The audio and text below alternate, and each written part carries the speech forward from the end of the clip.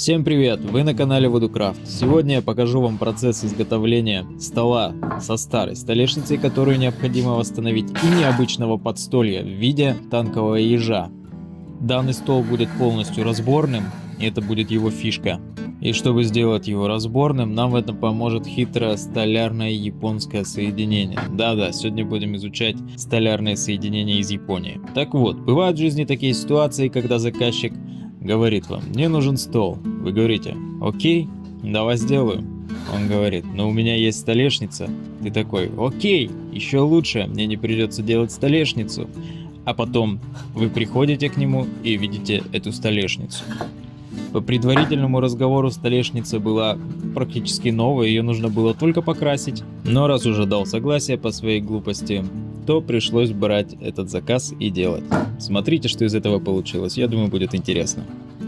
Состояние столешницы просто ужасное, ее изогнуло, перегнуло, и это нужно как-то выправлять. Изгибы в некоторых местах достигали 8 мм. И я решил, что просто вот так вот поправил, вычеркивая те места, которые выпуклые, буду срезать потихонечку, помаленечку рубанком. И так раз за разом, слой за слоем доводить эту поверхность. Потратив на это занятие полчаса-час, я увидел оголившиеся клеевые швы. Ну так вот, они местами были не клеевыми, просто щелками они были, либо рассохлись уже от времени. Короче говоря, столешницу восстанавливать таким способом дальше не имело никакого смысла.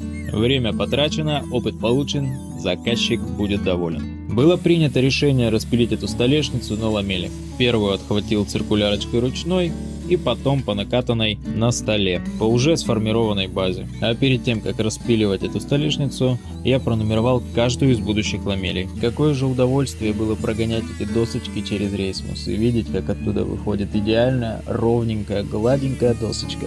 Муа! Да, склеиваемую часть отфуговал на фуганке. С рейсмусом заморачиваться не стал, поскольку его долго поднимать до 15 сантиметров, и просто сделал это на фуганке качественно. А чтобы доски не разбежались в разные стороны при склейке, присаживаю их вот таким вот ламельным фрезером, ну и склеиваю потом на ламельке. По поводу процесса склейки. Умные люди бы сделали как? Они бы убрали закругленные боковые ламели в стороны, склеили бы сначала центральную часть, а потом доклеили бы ламели с круглой стороной. Но помните, я сказал, что я прифуговал идеально? Ну, здесь я вам не соврал, и у меня получилось склеить все за один раз вот таким вот странным способом. Хотя как правильно делать, я вам сказал. Не забывайте, не пишите мне в комментариях, что я ума лишенный. С помощью наноциркуля очерчиваю окружность для последующей обработки. Ну и чтобы в дальнейшем сильно не нагружать фрезер, чтобы долго не проходить все это фрезой, для начала отпилил по линии лобзиком. Ну а затем, используя наноциркуль и фанерку, дорабатываю торцевую поверхность фрезером. Одна проходочка таким способом, и потом после переворота столешницы обгонной фрезой с нижним подшипником. Вот такой вот желтенькой фрезой. 3 бруска у нас имеются, которые нужно соединить в одно целое изделие, которое будет похоже на противотанковый еж. Они имеют сечение 6х6, я уже сделал предварительную разметку, как это будет выглядеть. Использовать будем японское соединение, название которого я не нашел, как оно называется, но как делать я нашел гифку, собственно говоря. Гифку эту я нашел в гугле уже после того, как посмотрел видео на канале Владимира Жиленко о как раз таки таком соединении. Он показал готовое соединение, но не показал, как его делать. Хотя, в принципе, те, кто имел дело с деревяшками, я думаю, поняли, как это делать. Я думаю, что я понял, и сейчас я это сделать попробую. Посмотрим, что из этого получится. Вот, подготовил инструмент, буду делать вручную. Пила, ножовка, японская, профессиональная, боже мой. Перо, 30-очка. Ну а для того, чтобы старое тупое советское сверло не убежало куда-нибудь по своим делам в СНГ, сверлим направляющее отверстие маленьким сверлом. Это делаем с двух сторон, поскольку у меня нет стойки сверлильной, и для того, чтобы соблюсти максимально точность перпендикуляров, плоскостей и прочих подобных каких-то умных слов, я делаю таким способом. Здесь сверлю без особого усилия, поскольку сверло находится на грани побега. Ну и здесь также сверлю с двух сторон. Настало время поработать ручками. Решил не использовать электроинструмент, а все сделать именно вручную, как японцы прописали. Вообще процесс это интересный и увлекательный, когда вам не нужно работать. А помимо всего прочего, его очень хочется показать вам, но я думаю, тайминг будет очень большой у времени, и вам не захочется сидеть это все долго смотреть. Хотя мне очень хочется вам показать, как я все это делал и старался. Все делаю на глазок. Просто очень интересно, насколько все это точно и прочно получится. Но ведь японцы, скорее всего, тоже делали все это на глазок. Вот исходя из того, что здесь осталось, как-то не выглядит оно, конечно, супер прочным. Тут меньше четверти сечения останется. Ладно, на клей посадим, закрутим пару саморезов, если не будет внушать доверия. Посмотрим. Ладно, забегая вперед, скажу, конечно, что конструкция получилась достаточно прочной, достаточной для кухонного стола. Я на нем даже посидел, меня он выдержал, я думаю, что в эксплуатации он не развалится, не сломается. Ну, вот уже похоже на кругляш, только внутри осталось выбрать.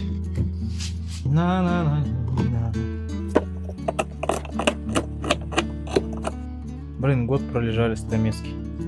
Думал, нахер не нужны. А, ну вон оно что. Я у мамки столяр, оказывается. Ну, хотя я еще не собрал это. Вот забавно будет, если это видео даже не выйдет. Спойлер, видео вышло. Ну что, друзья, изделие собрано. Вот такое вот оно получилось.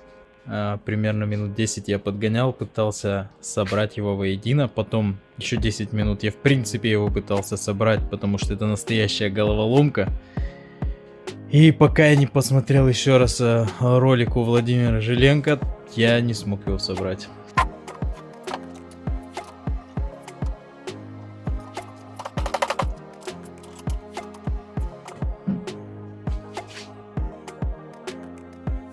Но на этом веселые старты у меня не заканчивались. Далее меня ждала геометрическая эстафета. Пришлось вспомнить все, ну и я так думал. Значит, смотрите, ребят, ловил я этот угол и никак я его не смог поймать. У меня все равно не получается. То есть везде есть и тут маленькая щелка. Причем сколько досок ушло перепиленных брусочков маленьких, чтобы я подобрал этот угол. Сейчас объясню, в чем ситуация. Чтобы получился нужный мне угол под скосом, а он равен 35 градусам, мне нужно было в этой плоскости выставить 45 градусов. А в этой плоскости я выставил методом подбора, ну, где-то примерно 37 градусов.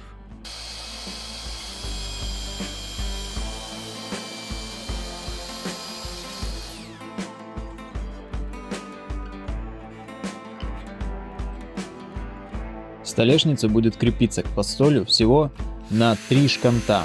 У меня есть шайбочки такие вот для ответной разметки, и диаметром они всего лишь 6 миллиметров. Ну, делаю сначала всю эту процедуру с 6 миллиметровыми сверлами и шкантами, потом я их рассверлил до 10 миллиметров.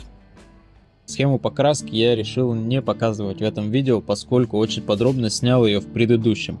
Там в целом видео получилось, на мой взгляд, крутое, поскольку отзывы хорошие. Но YouTube что-то его не хочет рекомендовать. В общем, ссылочку, вот сейчас она всплывет, оставлю здесь. Если кому интересна покраска и в целом интересно еще одно видео посмотреть, там, кстати, тоже стол, то милости прошу, буду рад вас там видеть. Ну а вкратце, весь стол покрашен на 2 слоя морилкой, которая имеет такой беловатый оттенок, и 4 слоя акрилового лака. Опять же, акрил, а не полиуретан, потому что изделие светлое. Полиуретан желтит все равно. Таким образом выглядит столешница с обратной стороны. Врезать я ничего не стал, сделал наоборот вот такую вот выпуклую часть, чтобы столешницу не гнуло. Хотя мне кажется, ее гнуть и не будет, поскольку она уже давно стояла в тех условиях, в которых будет стоять. Этот треугольник расположил таким образом, чтобы его концы смотрели как раз в сторону ножек. 3 ножки, 3 угла, соответственно.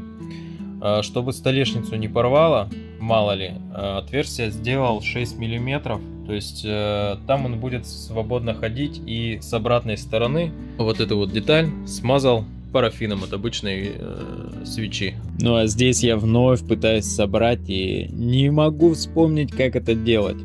Который раз. Видео в ускоренной съемке, стою, раздумываю. В общем, это было забавно. Еле разобрался, как в итоге это чудо-юдо собрать. Ну, вот такие вот стыки получились. Неплохо, чуть лучше, чем я даже ожидал. Шканты закрепил на клей в нижнюю часть, а верхняя будет крепиться, ну, уже на объекте. Кстати говоря, клей при сборке я так и не использовал. Привез заказчикам, говорю, могу собрать на клей, могу не на клей. Мне говорят, ну, собирай не на клей. Я такой, ну окей, хорошо, мне проще.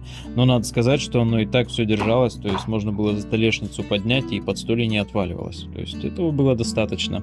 И, кстати говоря, заказчики понимали, что это столешница из сосны, и были готовы к тому, что, возможно, потом, когда-нибудь, они закажут у меня столешницу из дуба. Вот так вот. Желаю всем таких заказчиков. Ну, в общем, стол имеет вот такой вот окончательный вид. Довольно необычно и нестандартно получилось.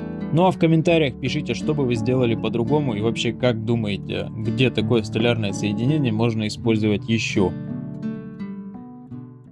Спасибо за внимание. Если понравилось видео, не забывайте про красную кнопку, так же как это делает наш бункерный. Всего хорошего. С вами был канал Вудукрафт. Everything just feels like a test that I fail so depressed when I can't seem to get out. But something deep inside